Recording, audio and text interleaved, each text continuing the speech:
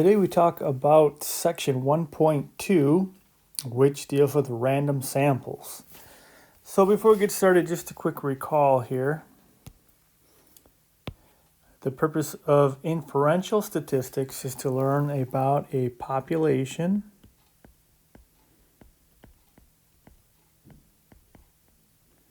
by studying a sample.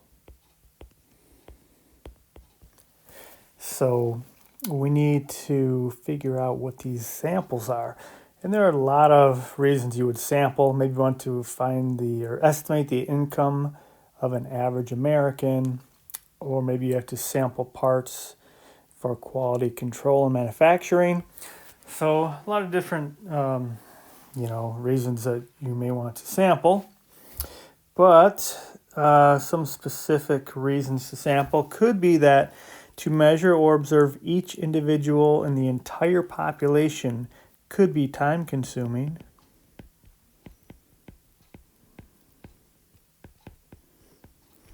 Or it could be too costly. Or it could be physically impossible.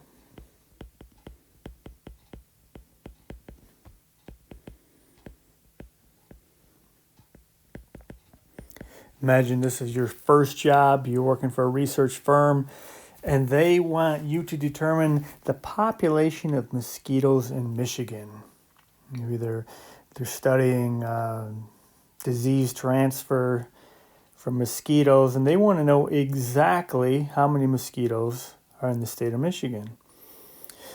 Well, you're not going to be able to count every single mosquito in the state of Michigan, right? It's just physically impossible. So we would sample instead. It could be that maybe to measure, observe each individual in the population could be destructive.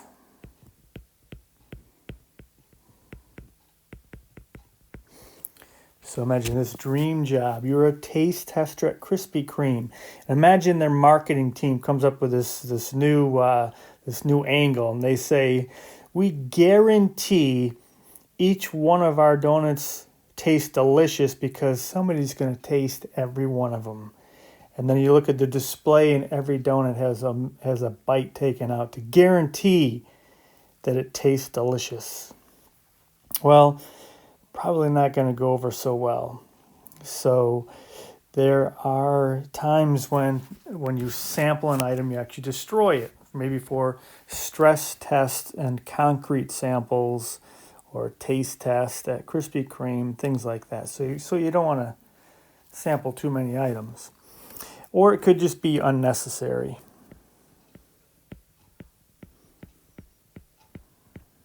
Could be that the sample gives you all the information you need. So a note here, a sample should be unbiased. We say a sample is biased if it systematically favors certain responses. And sometimes this is easier said than done. You have to be very careful to get an unbiased sample. The first time I heard of this happening was way back in second grade. I'm sure you guys remember the presidential election between Gerald Ford and Jimmy Carter. It was a long time ago. I was in second grade, and I was born and lived in Grand Rapids. And Jerry Ford also was from Grand Rapids. So when you're in second grade, you don't really know anything. So I had no idea that was unusual. And also when you're in second grade, you pretty much are going to, if you could vote, you would vote for pretty much whoever your parents would vote for. I didn't know that either. So we had our second grade election in class. And it was a landslide. Gerald Ford won the second grade class election against Jimmy Carter. Again, Jerry Ford was from Grand Rapids, and we're voting in a school district in Grand Rapids, so no surprise that he won. But I had no idea how that worked. So I remember later my parents were talking about the election, and they mentioned that Jimmy Carter won, and I was like, oh, no, he did not. I was there. It wasn't even close. It was like 21-4. That's when I found out that second grade elections don't count in the presidential election, and also that my class was very biased. So we have to make sure our sample is not biased. So what you want is you want your sample to be representative of the entire population. So you want your sample to be like a little tiny population.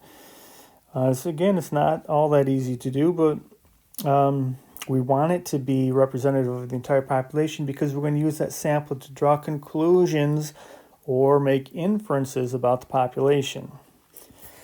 So here's where the sampling techniques come in. One thing I should probably mention also, speaking of presidential polls, it's sometimes surprising to find out that you really only need about 1,500 people for nationwide polling, and often even less than that. A lot of these polls will take a sample of size 1,200 or so. But usually by the time you get to about 1,500, if it's done correctly, that's all you'll need. So you choose 1,500 Americans, ask them a question, and you can get a very good feel for what the entire population is thinking. So the first sampling technique we'll take a look at is simple random sample, which is so important it has its own acronym, SRS. A simple random sample of n measurements from a population is a subset of the population selected in such a manner that every sample of size n from the population has an equal chance of being selected. That's a lot of words, but basically it says this. What we typically think of as a simple random sample is that everything has the same chance of being selected, which is true. But that's not enough to make it a simple random sample. Every sample of size n also has to have the same chance of being selected, which we'll talk about and explain it a little bit. The note here is this is the most important sampling technique.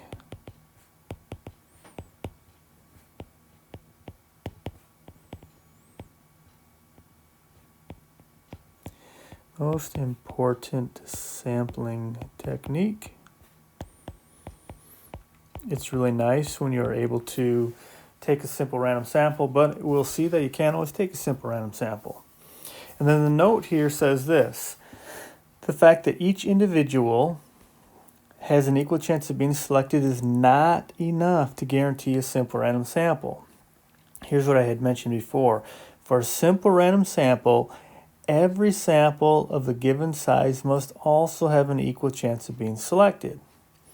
For example, the following is not a simple random sample. So I'm going to look at an example here. And this is example, it's a problem on page 19. It's number 8 from the book. So here's the problem. This one says, consider the students in your stats class as a population and suppose they are seated in 4 rows of 10 students each. So let's just imagine we've got these 4 rows, 10 students each, kind of typical, right? In a lot of classrooms has something like this. And it says, to select a sample, you toss a coin. If it comes up heads, you use the 20 students sitting in the first 2 rows. So, okay, let's say that if it's heads, we're going to use these 20 students. If it's tails, we're going to use these 20 students. So part A says, does every student have an equal chance of being selected for the sample? Explain. Well, yes, because doesn't this student have a 50-50 chance of being selected? Right, same as this student. They both have a 50-50 chance of being selected. And any student, you could pick any student here, right? Any of these students, they all have a 50% chance of being selected. It's just, if it's heads, then these students are all selected. If it's tails, these students are all selected, okay? So we could say, yes, they do. And then it says, is it possible to include students sitting in row 3 with students sitting in row 2? So let's just label these rows. Let's see, we got 1, 2, 3, 4. Okay, so is it possible to include students sitting in row 3, like maybe this student, with students sitting in row 2, that student? And of course, it's not the way we're doing this, it's not, right? The way that we're doing this, if it's heads, these students go. If it's tails, these students go. There's no way to make these two students both get selected, right? They can't both be selected. If it's heads, this student's selected. If it's tails, this student's selected. But there's no way to select both of these students. So here's the problem. If I were to say to you, what's the probability that these two students right here will be selected? You tell me 50%, right? 50-50 chance. If that coin flip is heads, these two are selected. So what if I now said, what's the probability that these two students will be selected? Well, that's a 0% chance, right? They're not going to be selected. So the probability of these two students being selected is not the same as the probability of these two students being selected. And because of that, it's not a simple random sample.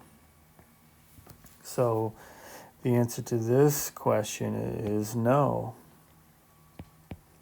It's not a simple random sample, because if it were, then any group of 2 students would have the same chance of being selected. Any group of 3 students and any group of 4 students, right? All the way up to as high as you can go. I mean, basically n, right? It has to work not just for any one student, but any group of n students has to have the same chance of being selected. So they say, describe a process you could use to get a simple random sample size 20 from a class of size 40. Well, can you think of one? I think you probably are. Many of you are probably thinking we could number the students, right? Just have the students all take a number 1 through 40 and have some sort of random number generator. Now, a book will always say something like, use a random number table or something like that. We'll just use a random number generator. The book, the original edition, was a little older before we had random number generators on calculators, so you'll see some of that in there. But numbers in a hat, that same kind of thing. So we could definitely get a simple random sample from this, but the way that they're describing it here is definitely not a simple random sample. Okay, another type of sample that we need to consider is stratified sampling. This may be used when a population can be clearly divided into non-overlapping groups based on some characteristic.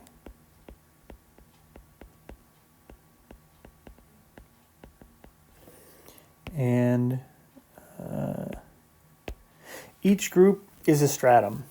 For example, college students could be classified as freshmen, sophomores, juniors, seniors, right? Just based on how many credits they've earned. Or as full-time, part-time, male, female, etc. The groups, or strata, are then sampled using, let me see if you guys can figure this out, SRS. Did you get it? Simple random samples.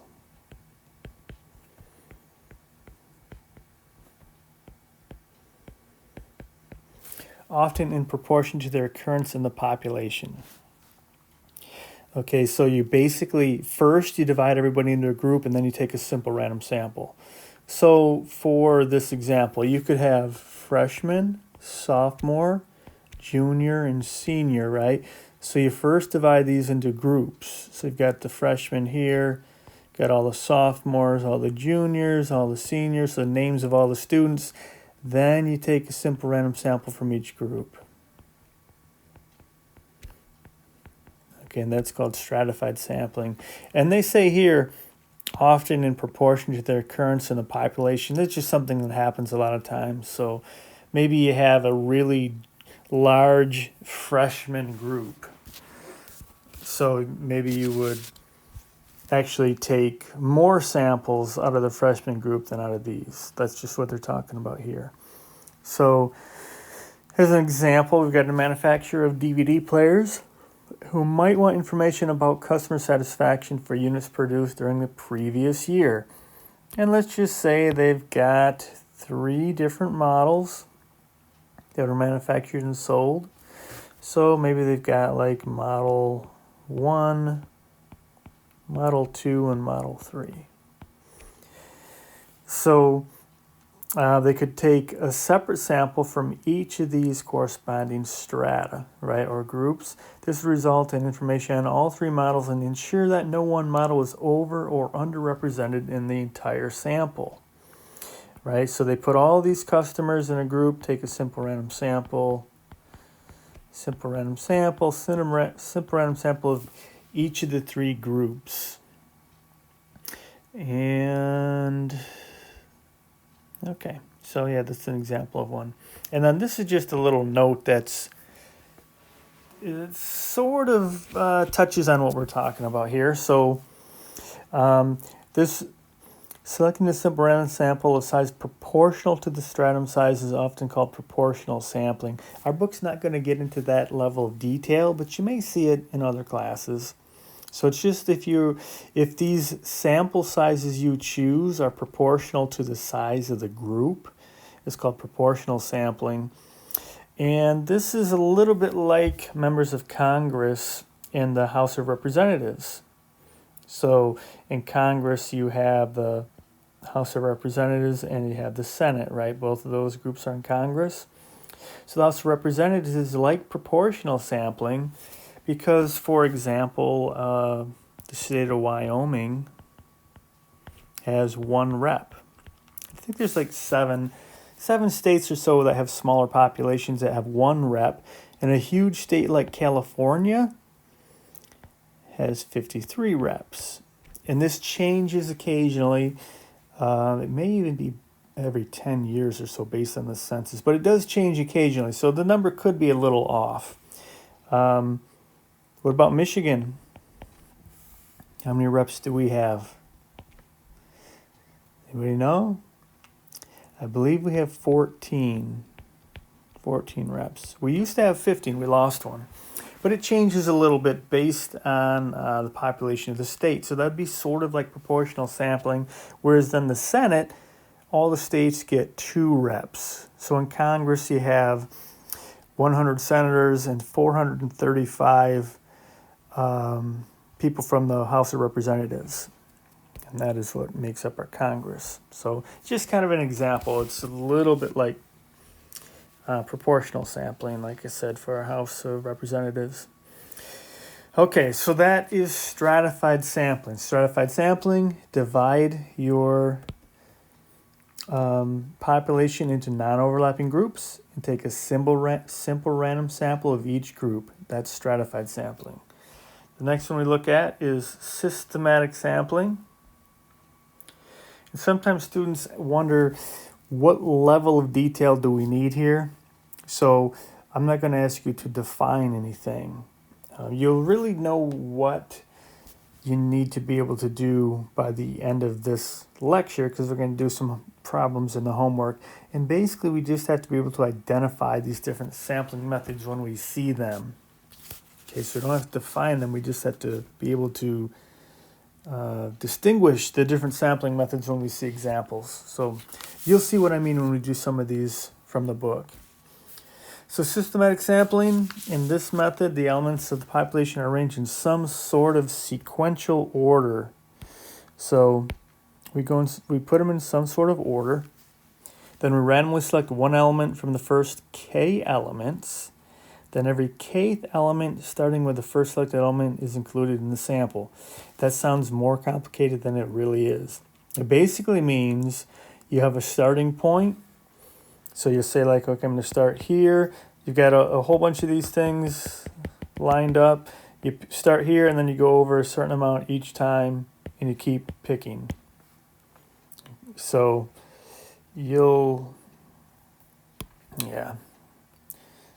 that might That might not be a great example, but you'll see when we get going here. It's not as bad as it seems. So consider for this example, you've got a file cabinet filled with 2,000 sales invoices.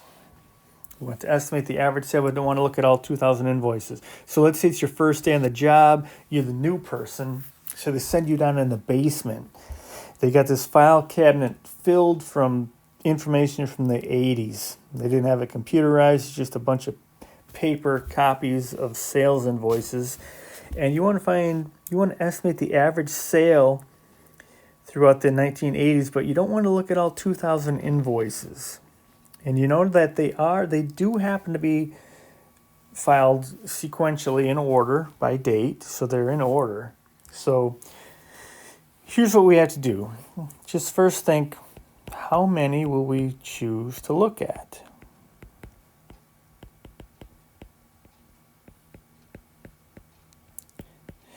And let's say 100. Now, if you're thinking, do I have to know how to do this? No, I'm just making this up. So this first process that we do here to get started, you're not going to have to do. I'm just showing you an example of how this is done. We don't want to look at 2,000 invoices. We want to look at 100. Okay, this is just an arbitrary number. I just made it up. It's less than 2,000, considerably less. It'd be much easier to look at 100, but you don't want to just grab 100 in the middle, because maybe you're going to get June sales of 1983. Maybe that was maybe summer sales of 1983. Maybe it was really good or really bad. So you don't want to do that. We want to have these things spread out. So what we do is we take the 2,000, we divide that by the 100 that we're going to use, and we get 20. And all we do with this is we use this to start with a random number between 1 and 20. And again, you don't need to know why we're picking these numbers. You just have to be able to recognize this process. So 1 and 20, it doesn't matter. Let's just say 8. Let's just say 8. Could have been anything. We say 8. Then what we do is we do this. We use invoice number 8, 28, 48, 68, 88, and we keep on going just like that. When we get to the end of that pile, we will have 100 of those. So if you think about this process, we started with a random number between 1 and 20. We just said 8. What if I would have said 13? If I would have said 13, then I would have 13, 33, 53, 73. Just keep adding 20, right? If I would have started with 4, it'd be 4, 24, 44, 64, 84. So the way we do this, every number has the same chance of being selected, right? Doesn't 23 have the same chance of being selected as any other number? Because for 23 to be selected, we'd have to pick 3 first, right? We'd have 3, then 23, then 43. So really, any individual number has the same chance of being selected. Any of these numbers from 1 to 2,000. But, put a little note here. We'll use red for this one. Okay, the note is, this is not a simple random sample.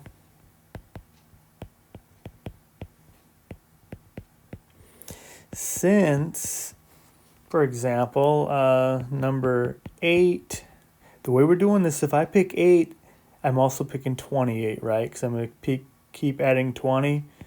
So that way, if I just make up some numbers here, these numbers have 0 chance of being selected, right? If I pick this and I keep going till I get to 100, this has 0 chance of being selected by this technique, because this technique says if I start at 8, and then next one I'm just going to keep adding 20, right? So this sequence of invoice numbers would never happen. So it's not a simple random sample, because this number, this sequence, has no chance of being selected.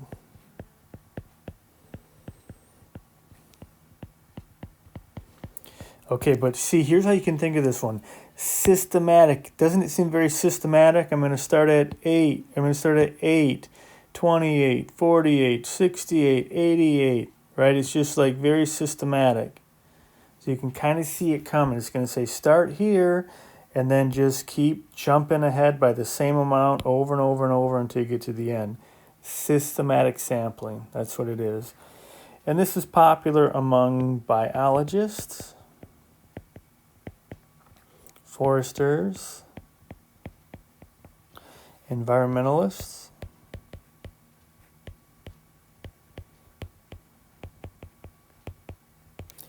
and marine scientists. These people will typically use a grid system. They'll number the grids and then often use some systematic sampling. Okay, you guys hanging in there okay? Still awake? Normally in class about here, people start to get a little sleepy. I usually throw out one of my real bad dad jokes. They usually are so bad that they hurt a little bit and they wake everybody right up. But that's one thing about online. It's just not as many good spots to throw in those dad jokes. So we'll just keep on going with the systematic sampling and other sampling. Here's the good news. There's only 37 of these sampling methods we need to know. That's not bad, right? Seem like a lot? It is. That would be terrible. I'm just kidding. There's just a few more. You feel better now? I'm trying to keep you guys a little motivated here. You know, this sampling section sometimes is not the most exciting thing in the world. We are making progress. So we've got a little note here about systematic sampling, about a time that it should not be used. It shouldn't be used when the population is repetitive or cyclic in nature. And it's as an example of that, let's say you've got machine. Manufacturing used to be pretty popular in Grand Rapids, so a lot of students actually would have summer jobs where you'd be working some sort of manufacturing, maybe injection molding or CNC machines. It's really not very popular anymore. But let's just say you are working on maybe it's a CNC machine. No, this is an injector. So you work on this machine, it produces 10 parts at a time. Let's just say, I'm just going to make a little picture. Let's say you put this tray into a machine, and it's got parts, 5 parts on the top, 5 parts on the bottom. And let's say part number 3 here. Let's say if you were to label this, you go part 1, part 2, part 3. This is part 3. And it's got a defective injector, and it's always out of spec. So if these go out on the line and you've got part 1, 2, 3, 4, 5, 6, 7, 8, 9, 10. So you put this in the machine. At the end, you unload the parts and send down a conveyor belt. And let's say you put them in the same order. So then the next part, right? So this is part number 3. When you load them all up again, it's going to be part number 13, 23, 33, if you keep them in this sort of order. And it's always this one that's bad. So quality control always has some sort of randomness built in. They would never do something like this. You wouldn't have systematic sampling where you're like, well, start with part 8 and then just go add 10, 8, 18, 28, 38. If you check that, you're going to constantly be checking this spot right here, right? That's part number 8. So you're going to get a lot of bad parts before you're noticing that the injector is bad somewhere down the line. Okay, so if things are repetitive or cyclic, you don't want to use systematic sampling. Okay, so that was systematic sampling. Another one that we look at is cluster sampling. So in this method, the whole population is first divided into usually geographical sections called clusters. So we divide the entire population into clusters. We then randomly select these clusters, and every member of the selected cluster is included in the survey. Okay, this is often used, cluster sampling is often used by government agencies.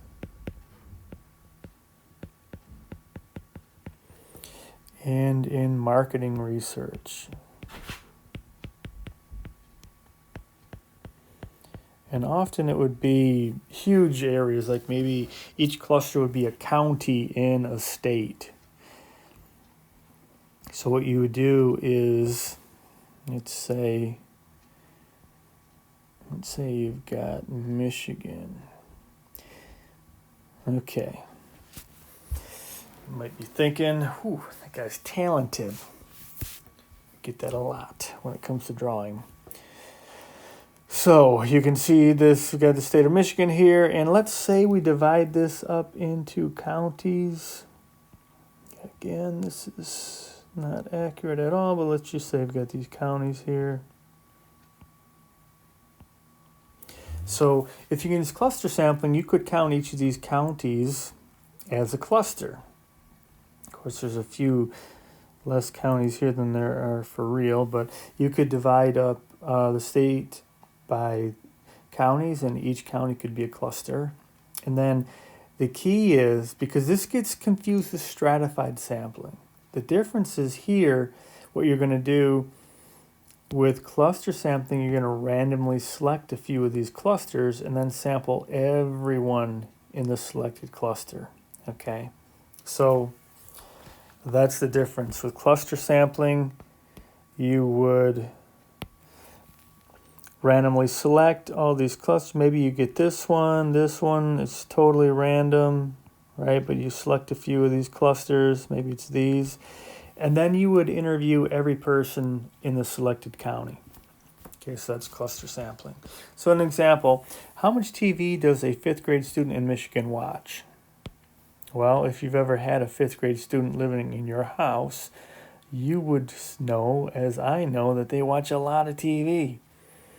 So, or maybe more internet even now. But if you wanted to figure this out, collecting a simple random sample would be an absolute nightmare, because collecting a simple random sample would require the name of every 5th grade student at every school, public, private, etc., from every corner of Michigan, which would be very time consuming and expensive. And we're not even talking about homeschooled students. But just think, if you wanted to do this, you would have to send a researcher. I use this excellent Michigan map again. Let's say you are based here, and you're going to have to send a researcher out or get a hold of every school system, right? So every one of these school systems all over the state of Michigan. You also have them up in the UP, thousands of these school districts. And you're going to have to get the name of every 5th grade student, which is not going to be easy. It's just going to be pretty much impossible. But if you really want to take a simple random sample, you'd have to get the name of every 5th grade student throughout the state of Michigan, then take a simple random sample, and then send your researcher out to each of these selected students all over the state of Michigan again. It's just not going to happen. So instead, what you could do, consider each elementary school a cluster. So every elementary school is a cluster. Then you randomly select a few of these clusters. We then interview every 5th grade student in the selected schools. So you would have to send a researcher out to a handful of schools throughout the state and then interview every 5th grade student in that school. Okay, so that's cluster sampling. And then we have what is called multi-stage sampling. And this is really what most large sampling methods use this. Usually things are not so neat so that you do a perfect cluster sample. Usually what you do is multi-stage sampling, And this refers to sampling cleanse where the sampling is carried out in stages using smaller and smaller sampling units at each stage, the final stage consisting of clusters. So it's sort of a combination of these samples that we've been talking about. And an example is the current population survey, which everyone has a decent chance of being involved with at some point in your life. Because this is a monthly survey of approximately 60,000 U.S. households conducted by the U.S. Census Bureau for the Bureau of Labor Statistics, or the BLS. It is used to estimate unemployment rate,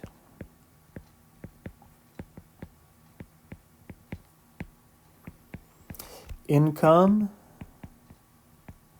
poverty, health insurance coverage,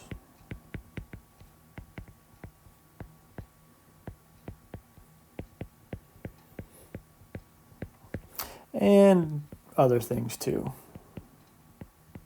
But so sometimes you'll see on the news, they'll say something like the new numbers came out. They talk about unemployment rate, income poverty, anything like this. They're talking about these numbers from the current population survey, although they don't usually mention that, but that's where a lot of these a lot of the numbers will come from, and it's every month. So that uses multi-stage sampling, current population survey. And then there is another sort of sampling. It has different names, but convenience sampling is pretty popular, and it's a pretty good name for it. This is sampling using results or data that are conveniently and readily obtained. Often the data will be severely biased. So sometimes this is the only thing you can do. Oftentimes it just means that somebody was being a little bit sloppy or a little bit lazy.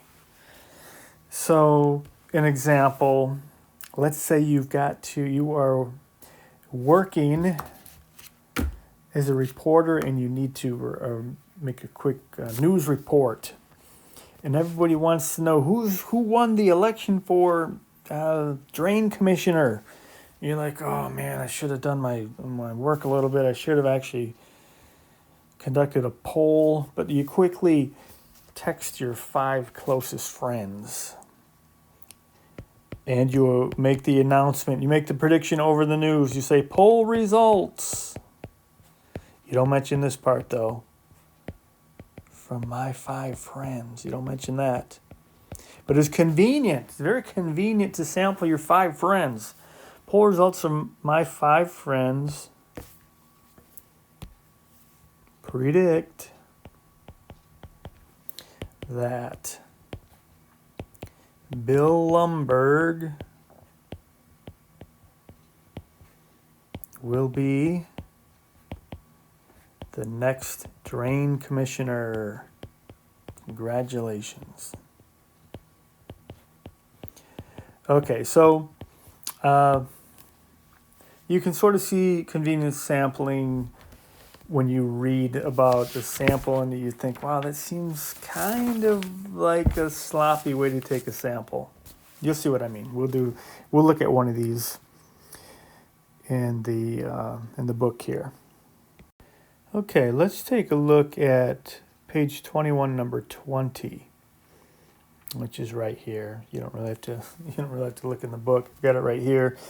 But this is the kind of thing we're going to have to be able to do. So normally what I would do in the class is I would put this on the board and then have you guys take a few minutes and see if you could figure it out. So this is what you really need to do to figure out how this works right now. In a second here, press pause and look through your notes. You got to make yourself do this so you can struggle a little bit to figure out what these are, okay? It's the only way you can learn. You got to hit these little bumps on your own. So press pause, take a few minutes and see if you can figure this out. And look what you've got. You've got the techniques right here. They give you the techniques. We just have to figure out which one of these is which one of these. How do these correspond? Which one of these techniques is A talking about in B? Okay, so take a few minutes, press pause, try them out.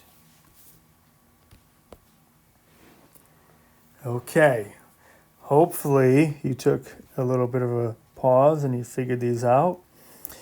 And so if you look at part A, it says, obtain a list of patients discharged from all facilities, divide the patients according to the length of hospital stay.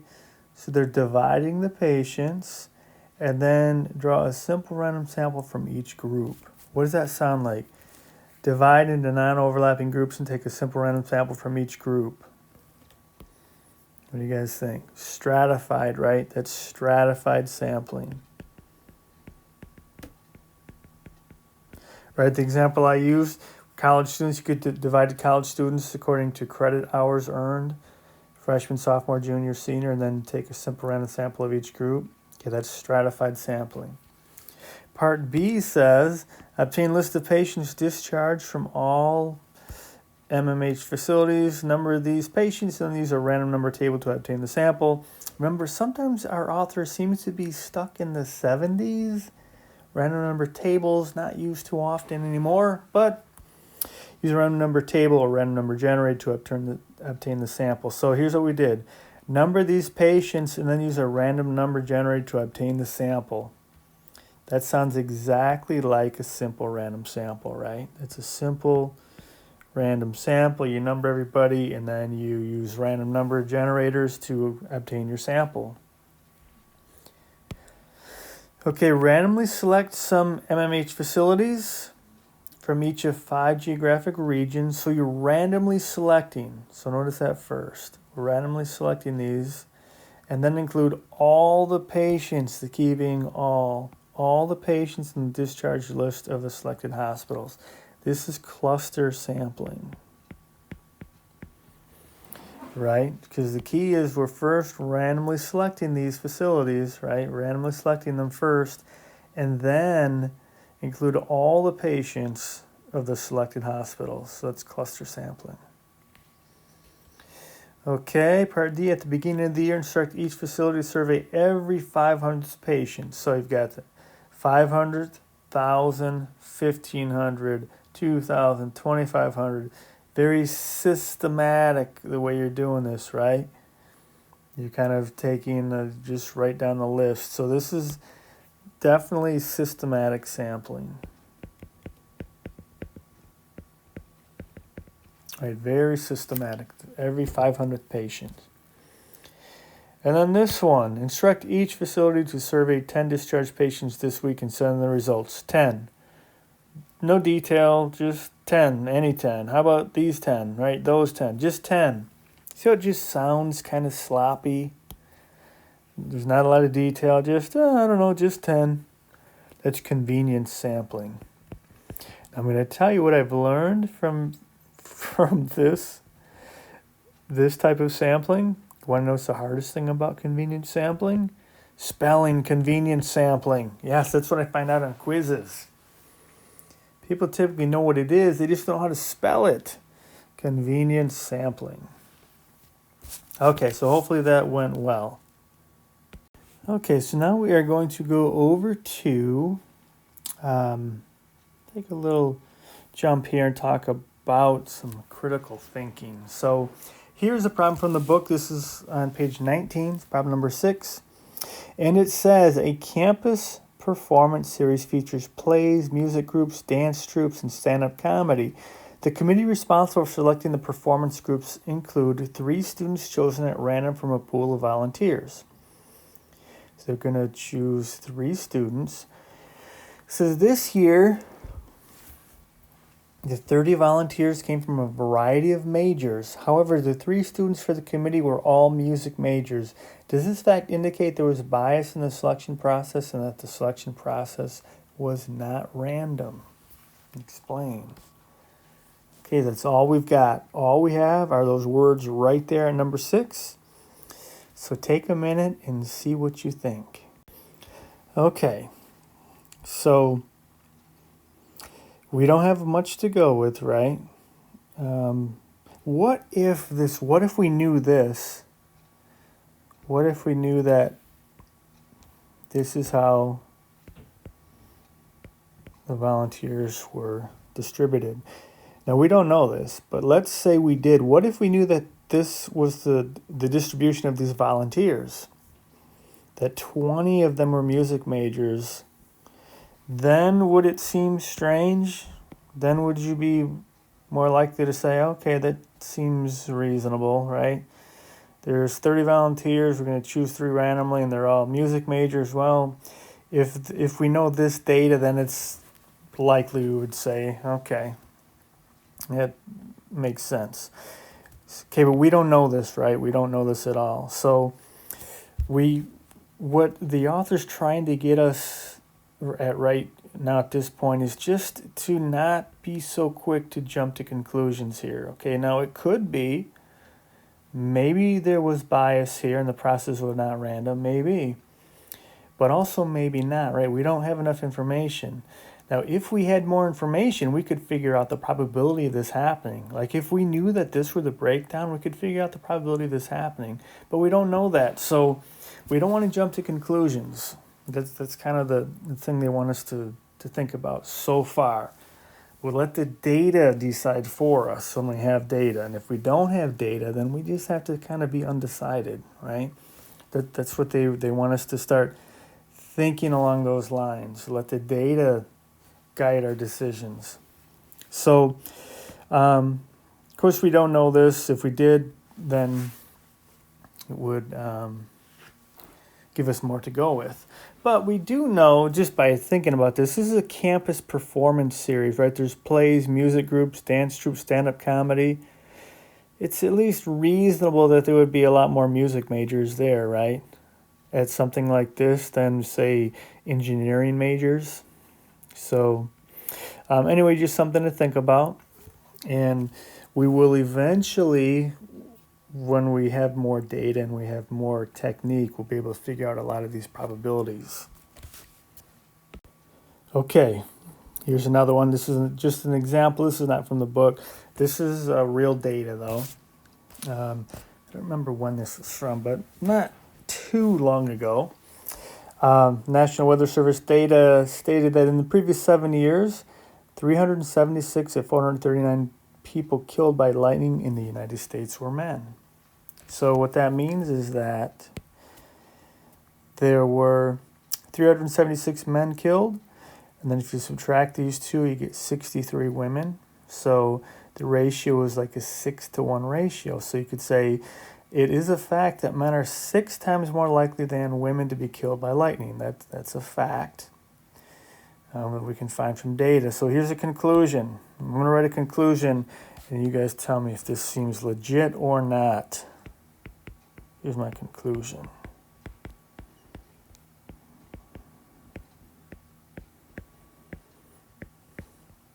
Is that a good conclusion, or maybe not so good? Lightning aims for men. Well, I'm not sure that's that good of a conclusion. What could be a more likely reason for this, for the data to show this? What could be that jobs and recreational habits of men tend to put them where storms are more than women. And this is just probability speaking. Of course, there are exceptions to all these rules, but most workers who work on telephone poles, who are line workers, when storms are out and the power's out and people are working on the telephone lines, mostly, for whatever reason, it's just a lot more males in that job than women. Some of the recreational habits like golfing. I remember working at a golf course when I was in high school. I was never a golfer, but I could never understand how people would be out there golfing when it's raining and thundering. And for some reason, it just seemed like there was always guys out there. So anyway, again, it's just another little spot here for critical thinking. And then when you get a chance, on page 18 of the book, read this little section called Critical Thinking.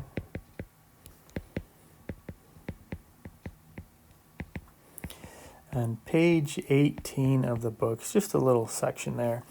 So we just want to always be guided by the data and then be critical in what we're in our approach to thinking about the data. Okay, a few more things we've got here for this section. Sampling error.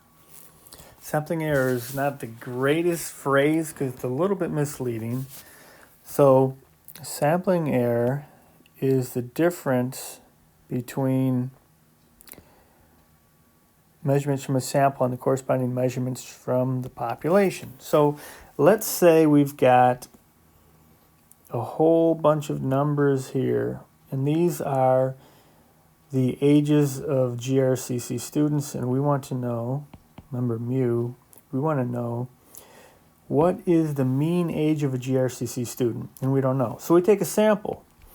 So let's say we take a sample of 100 students randomly selected, and we get a mean of, let's say, 26.4. Well, the sampling error is just the difference between this number and the actual number. And here's the strange thing about statistics. We're going to find out that we're going to be able to put a bound on this difference, even though we don't know this, right? If we knew the average age, the population average, we wouldn't take a sample. So we actually don't know this. So we take a sample, but using statistical methods and using confidence intervals, even though we don't know this, we're going to be able to put a maximum on the difference between these two. It seems impossible, but that's something we'll learn when we get into inferential statistics. But that's what a sampling error is. It's the difference between these two numbers. We don't know what the sampling error is. We just know that it's the difference between these two, and it could be 0. Maybe we got really lucky, but it's just a difference. So it's a difference between measurements from a sample and the corresponding measurements from the respective population. It's caused by the fact that the sample does not perfectly represent the population. Because if we took another sample of 100 students, we'd probably get a little bit different number here. But sampling errors are not mistakes. They're simply the consequences of using samples instead of populations. Okay, and then we've got to talk about random numbers and how to find random numbers. And we will find them using the calculator. So to find random numbers, again, numbers just chosen from a group of numbers such that each number has an equal chance of being selected. So we can generate these on the TI-83 or 84 by using the math menu, which is on the left-hand side, math, and then scroll to probability. So once you hit math, you have some menus across the top. You can just hit the left arrow to go over to probability. It's the fastest way. Or you can use the right arrow to scroll to probability, and then you want to choose 5 random integer. From there, the format of the command is you have a random integer, you have your lower limit and your upper limit. And these are inclusive, right? These are inclusive. So lower limit, upper limit, inclusive. Then how many? This is optional. If you don't put it, the computer will, or the calculator will give you one random number. Or if you put a number there, it'll give you that many random numbers. Inclusive means if you want a number between 1 and 10, including 1 and 10, put 1, 10. And the comma is the button above the 7 button on your calculator. So I've made a little video that you can watch to see exactly how it goes. It's not too tricky to figure out though. So watch the video and I'll kind of walk you through it. There's a math menu. Go over to probability. And we want number 5. You can scroll down if you'd like. And then this one's going to go from 1 to 10. So use a comma and then 10, and then just hit enter. And every time you hit enter, it comes up with a new random number. And if you wanted more than one random number, you could go through the same process with one more piece of information. So if you want 3 random numbers at a time, you just tell it where to start, again, where to stop, but this time tell it you want 3 random numbers.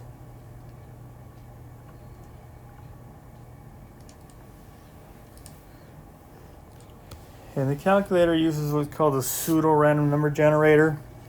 To have a true random number generator, you really need a computer with a clock that it can sample. But it's a pseudo-random number generator, so it's kind of like a random number table. So what that means is that each number will come out the same amount of times if you do this long enough. So that's how it works on the calculator. Now, some of you have a newer software on your calculator. So when you press this random integer, you won't see what you saw there. What you'll see is you'll have a new menu that comes up, and it will ask you for these things. So it will say lower, upper, N, and then paste. It's the same sort of thing, lower. For if you have this one, you would put 1, 10, and you could put however many you want. You could put 1 and then paste it to the screen, and then it will pretty much look the same as what we saw before. So most of these commands now have 2 versions. So I'll usually, when I'm in the classroom, the software we have there uses the newer version, which is this. The computer or the calculators that I have at home use this older version. But they're usually, once you see one, the other one is pretty easy to figure out. The newer version typically will have this intermediate menu where it will ask for the lower, the upper, and the number. So same sort of thing. So if you wanted to use your calculator to choose your Mega Millions numbers, and you wanted to choose 5 numbers between 1 and 70, well, just to get some practice here, 5 numbers between 1 and 70. So we would use random integer, right? We would go, so we'd have a random integer. And whether you use this version or this version, after you paste, it'll look the same. You would have 1, 70, right? And then 5. This says choose 5 numbers between 1 and 70. So you'd use your calculator to do this. And then you have to choose one number between 1 and 25. So for that one, you would use a random integer. 1, 25. And you can put the 1 here or not. It's really optional when there's only going to be 1, and you'll get your number. So you could get your numbers with your calculator if you feel confident that your calculator would not lead you astray. Now we're going to see pretty soon, well, when we get to chapter 4, the odds of winning are 1 in 303 million. We'll figure out how to calculate that. You'll be able to calculate that in a couple of weeks here.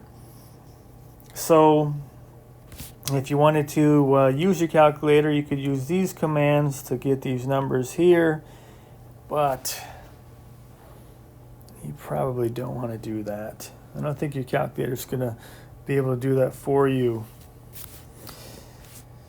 So you could also use a random number table. There is a table in the back of the book, but nobody really does this anymore, so I don't want us to waste any time with this.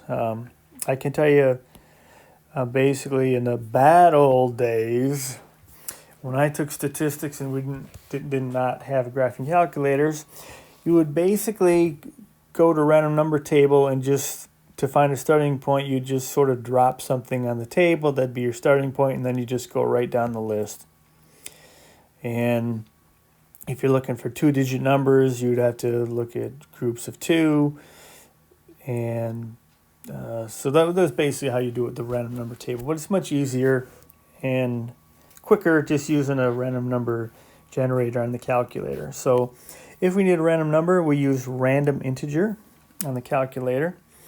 And then sometimes we'll need to do that to simulate a process. So how would you simulate the flip of a coin? You want to simulate a coin flip with your calculator without actually flipping coins. Well, you could use random integer 1 comma 2, right? Or 0 comma 1, something like that. And this, just keep hitting this over and over and over. You'll get a string of numbers that consist just of 1s and 2s. And you could say, okay, 1s are heads and 2s are tails, something like that, right? The roll of a die. Here's where I have to be very specific. I found out this one time when I was teaching statistics and I had a Dungeons and Dragons fan. Every time I talk about the roll of a die, he'd say, now, Kurt, are we talking about a 6-sided die or maybe a 20-sided die? Or perhaps you meant a 12-sided die. So I will always mean in this class a 6-sided die. So if we wanted to roll a 6-sided die, we could go easily 1 comma 6. In the bad old days when we used a random number table, we would basically ignore 0s, 7, 8s, and 9s to do it. So it's much easier to not do that. And then a little note here is this. In the homework, and you're working in the homework, just notice that when the author says use a random number table, just ignore that. You don't need to use a random number table. Use your calculator and use random integer like we did up above, okay? And that'll be much better. So one last thing I was going to mention to you, it's this handout I usually just pass around the class called Pollster's Dilemma. And it talks about how difficult it is nowadays to get accurate polls using the telephones. So it wasn't too long ago when you could randomly dial, a pollster, a polling organization could randomly dial numbers on a telephone, on a landline phone, and without a whole lot of effort get a pretty accurate feel for the population. But now, imagine what would happen if you took a poll on a landline phone. All you did was got all your information from people you spoke to on a landline phone. How many 21-year-olds do you think you would talk to? Probably not too many, right? You'd have a very biased sample because you'd have mostly older Americans, right, who have landline phones. So it doesn't work as well anymore. And this paper talks about some of the techniques that are used nowadays. And there's a pretty interesting website actually called 538, just spelled out just like that, 538. And they talk about it right here. Nate Silver, who was from Michigan, one of his parents was a professor, I believe, at Michigan State. So he grew up in the Lansing area. And he has a website called 538.com, I believe. But he is well known in polling for polling and for getting a lot of information from data, even data that may be biased. So his models perfectly predicted the 2012 presidential race outcomes in all 50 states and the District of Columbia. So he's a very well-known person in this field. So I'm just going to put this here. You can take a look at it if you want to. It mentions also that if you ask voters who they think will win, you'll get better results than asking them who they are voting for, which is kind of strange.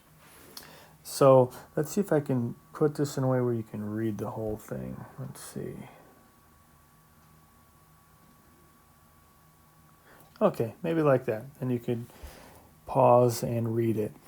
So I'm not going to ask you anything about this pollster dilemma. It's just something that's on topic and something you may be interested in. But that takes care of section 1.2. So now here's your job. Try the homework. Look on the homework sheet and try the 1.2 homework problems and make sure to ask him about anything you're not sure about. And keep working hard, and I will talk to you guys soon.